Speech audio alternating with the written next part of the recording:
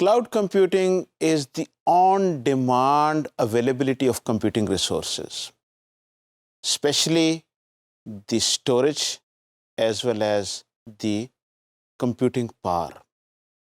یہ دو مین چیزیں جو عام طور پہ جس کو ہم کلاؤڈ کمپیوٹنگ کہتے ہیں، on demand availability of these resources ہے، اور اس میں active management by the user of those resources is not required. Third party اس چیز کو مینیج کرتی ہے. تو جب ہم کلاؤڈ کمپیوٹنگ کی بات کرتے ہیں، the term cloud computing is generally used to describe data centres available to many users over the internet. Basically, internet and the same facility or the same set of resources is kind of divided into many users. Virtually ان کو اپنا جو بھی جتنا حصہ اس کو چاہیے وہ ان کو مل جاتا ہے. And cloud computing relies on sharing of resources to achieve coherence as well as economics of scale, economies of scale کی ہم بات کر رہے ہیں. ٹھیک ہے جی.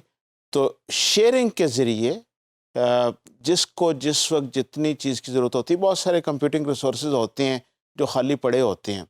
تو اگر فار ایگزامپل جس وقت میں اپنا کمپیوٹر یوز نہیں کر رہا، اگر if I can some how share my computing power and somebody else can use it. So cloud computing کے پیچھے بھی یہی آئیڈیا ہے کہ آپ کے پاس کمپیوٹنگ پاور اینڈ اسٹوریج بہت ساری ہے، لیکن ہر وقت ہر بندے کو پوری چیز نہیں چاہیے ہوتی ہے.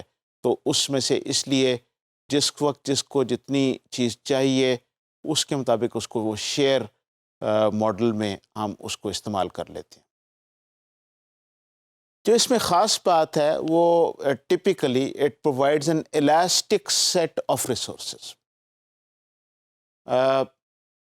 We use virtual machines for that and virtual network and virtual file systems ہے. اور elastic set of resources کا کیا مطلب ہے؟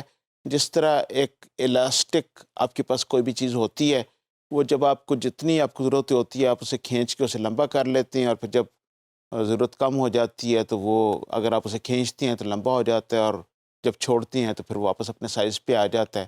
تو elastic آپ کو جب زیادہ کی ضرورت ہوگی تو آپ اس کو اپنی مرضی کے مطابق ڈیمانڈ کر سکتے ہیں، آن ڈیمانڈ ہے، اور پھر آپ کو وہ چیز اس طریقے سے اویلیبل کر دی جاتی ہے. And basically cloud has become a viable alternative for the hosting of data centres primarily for the economic reasons. سب سے بڑا اس کے پیچھے یہ ہے.